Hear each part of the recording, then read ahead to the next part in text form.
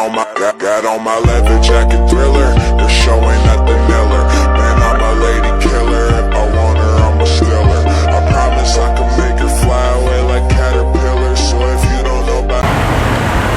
Halo semuanya, selamat datang kembali kepada kami di mana podcast Inspirasi Mahasiswa, tempat di mana kita mengupas mahasiswa berprestasi seperti yang sudah ada di samping saya pada saat ini. Kami tidak sendiri, kami bersama-sama dengan teman-teman semuanya. Yang dimana mulai dari saya sendiri, Fernanda Jessica, dan ada teman saya Lili, saya Angelika Aini, Saya Laila Distiaulia. saya Wana Berjulutawani. Saya Karena Teguh. Nah, dan yang tak kalah menarik, bintang tamu pada hari ini adalah Tessa Anastasia Farasi, yang dimana dia merupakan bintang tamu pada hari ini. Kepada Tessa, silakan memperkenalkan diri Anda. Halo semuanya, perkenalkan nama saya Tessa Anastasia Farasi. Saat ini berkuliah di jurusan Sastra Indonesia Stambuk 2023. Nah, Tessa ini merupakan salah satu mahasiswa Universitas Negeri Medan yang dimana dia memberikan yang dimana dia berhasil menerbitkan karyanya, yaitu cerpen yang berjudul Gadis si Pemilik Hujan. Pengen tahu lebih lanjut tentang bagaimana sih kisah inspirasi Tessa menerbitkan karya dia? Mari kita simak video ini sampai habis.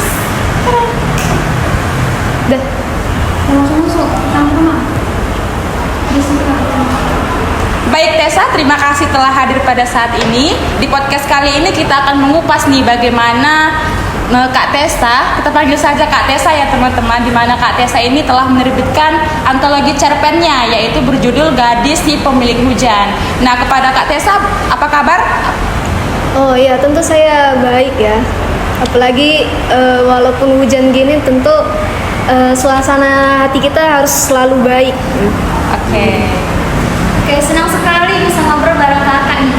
Sebelum kita masuk ke pembahasan novel kakak, ceritain sedikit dong kak, bagaimana apa yang membuat kakak tertarik di dunia penulis?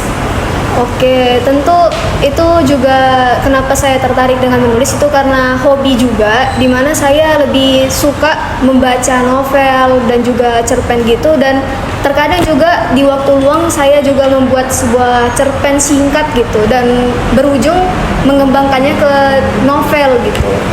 Jadi ketertarikan saya dalam menulis ini juga saya ambil dari jurusan saya juga, Sastra Indonesia, di mana itu kita lebih mendalami lagi bagaimana penulisan itu. Nah, mungkin begitu. Wah, keren sekali nih.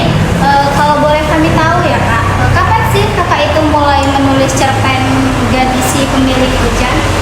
Terus apa juga yang memotivasi kakak itu untuk benar-benar dalam menulis cerpen ini sampai selesai? Dulu saya mulai menulis cerpen ini saat libur semester. Kalau nggak salah itu bulan Januari atau Desember gitu. Tapi kurang tahu mulai perlombanya kapan. Nah, saya termotivasi juga itu karena ingin mencoba, katanya perlombaan ini bisa menciptakan buku gitu. Nah saya pun menyelesaikan cerita ini dengan kompleks supaya bisa mengikuti lomba ini, meskipun memang halangan atau hambatannya itu karena kadang saya lupa dengan alur ceritanya gitu.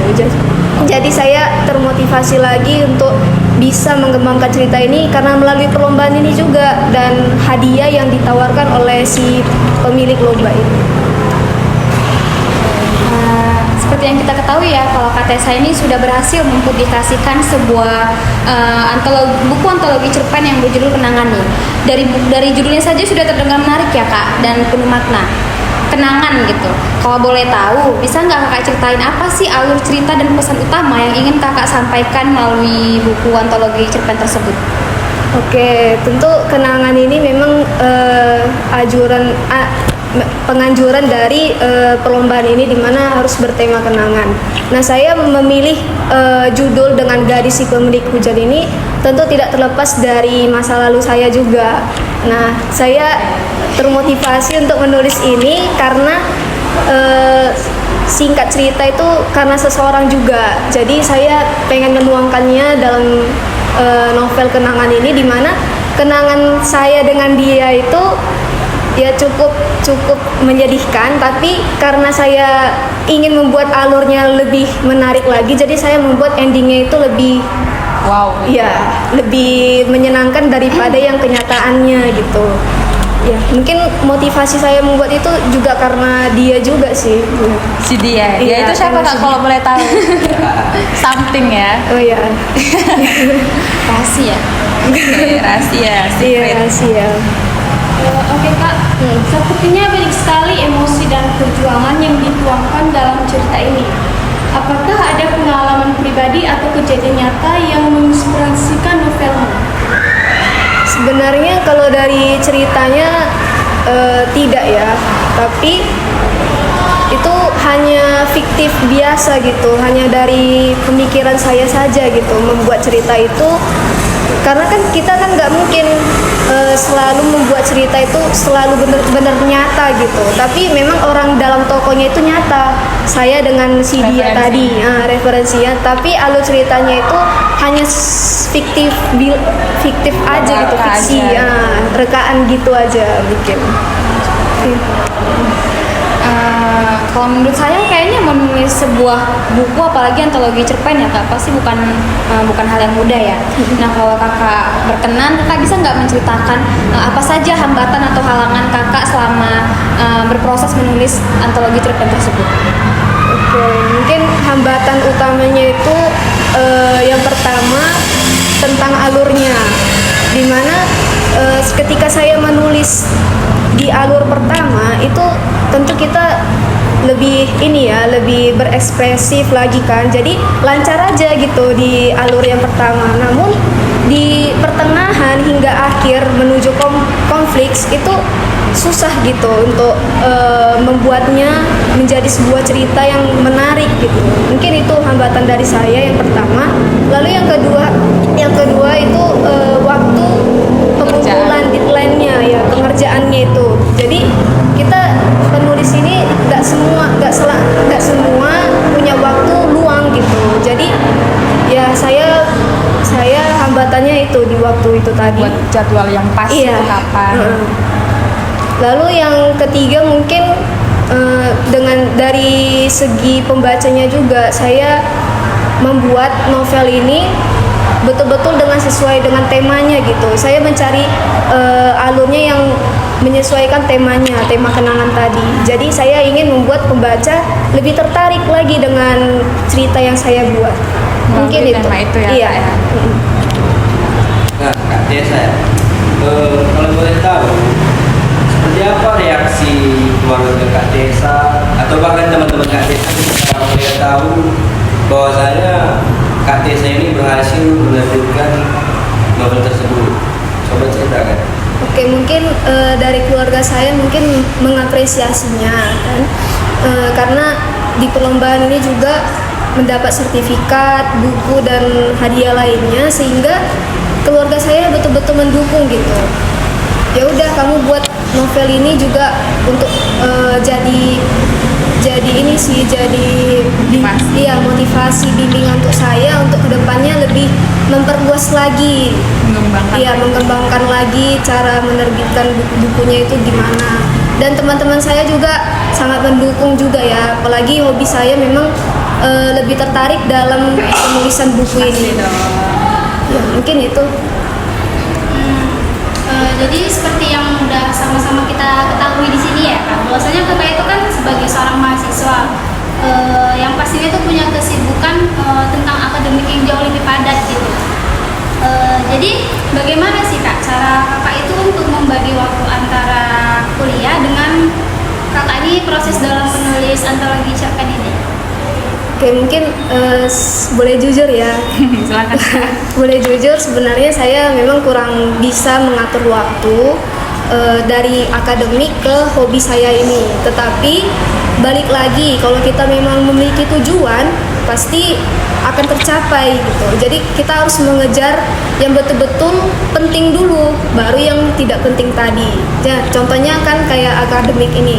Nah, saya lebih memprioritaskan tugas dulu, menyelesaikan tugas dulu. Lalu ketika waktu senggang, saya melanjutkan cerita saya tadi. Seterusnya seperti itu, sehingga ketika saya mengumpulkan per bab gitu setiap cerita itu, jadi pas saya mengikuti lomba, saya tinggal mengunggah saja cerita yang saya kumpulkan tadi, begitu. Mungkin itu dari saya. Sepertinya kan Kak, banyak mahasiswa mungkin merasa ragu untuk mengejar impian mereka karena takut gagal atau kekurangan waktu. Apa sih pesan Kakak untuk mereka? Apa pesan kakak itu untuk mahasiswa yang misalnya mereka itu ragu untuk menulis atau kurang termotivasi dalam menulis, menyebarkan karya mereka, terkhusus untuk anak-anak sastra ini? Oke, mungkin motivasinya itu tetap kenali diri kita dulu, bagaimana tujuan kita untuk kedepannya. Pas saat kita memiliki hobi dalam menulis, kita harus kembangkan. Namun tentu banyak anak-anak sastra yang tidak hobi dalam menulis kan, tapi dia ingin menciptakan penulisannya tadi. Nah, itu jangan dibuat kendor, tetapi harus tetap semangat gitu untuk menulis ceritanya, meskipun pemikirannya ya omongan-omongan orang mungkin bilang ceritamu itu nggak bagus gitu, padahal dia ingin menerbitkannya sendiri gitu, tapi ragu karena omongan tuh. Jadi harus tetap semangat dan mengembangkan lagi ceritanya, meskipun banyak komentar yang negatif, tapi tetap Jangan didengar iya. ya. Yang negatifnya jangan didengar ya. Jadi harus terus berjuang, terus berkembang gitu. Nah Kak, kira-kira novel antologi cerpen berjudul Kenangan ini karya kakak pertama atau sebelum-sebelumnya kakak pernah menghasilkan karya lagi? Dan apakah setelah kakak berhasil mempublikasikan novel antologi cerpen tersebut, kakak akan menghasilkan karya baru lagi? Sebenarnya novel ini yang pertama ya saya publis, karena balik lagi saya memang penulisnya nggak terlalu aktif, jadi saya lebih ke platform digital seperti Wattpad begitu. Tapi ini adalah yang pertama gitu yang sudah dibukukan. Jadi apa tadi Kak? Enggak, setelah berhasil mempublikasikan buku antologi cerpen tersebut, kira-kira kakak selanjutnya akan menghasilkan karya-karya kreatif lagi atau berhenti sampai di situ saja? Ya tentu terus berkembang lagi ya, untuk mengembangkannya lagi, karena kepuasan juga tentu ada dalam diri saya, di mana nggak hanya satu aja gitu, harus berkembang ke yang lainnya gitu. Manusia nggak pernah puas. Iya, jadi walaupun dapat penghargaan cuma segini, tapi tetap harus mengembangkannya lagi gitu di perlombaan yang lain gitu. Oke. Baiklah Kak Tessa, terima kasih banyak ya telah berbagi ceritanya, memberikan kami inspirasi terkhusus nih untuk kita generasi penerus bangsa, di mana kita harus berproses dalam menciptakan karya-karya kita. Jangan ragu, jangan mendengarkan kata-kata negatif yang dibilang Kak Tessa tadi. Ya kan Kak Tessa, kita itu harus berkembang, kita itu harus menciptakan karya kita dan terus semangat. Nah, terima kasih Kak Tessa. Semoga novel antologi cerpen ini yang berjudul Kenangan ini, di mana khusus penulisnya yaitu Tessa Anastasia Farasi yang berjudul Gadis Si Pemilik Hujan ini terus berkembang dan terus berproses dan menjadi inspirasi bagi kalangan muda. Semoga novel ini menjadikan motivasi buat bagi yang tahu menjadi tahu bahwa kita harus berkembang terus menciptakan karya-karya kita. Oke.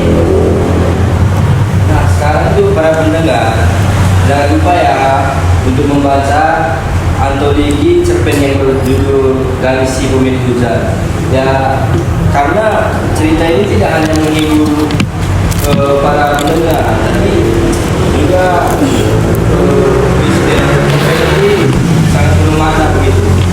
Jadi sampai jumpa di episode berikutnya. Tetap semangat dan jangan berhenti mengejar impian, terus berkarya. Terima kasih. Terima kasih teman-teman. Ini bukunya seperti ini tampilannya. Yang mau baca silahkan.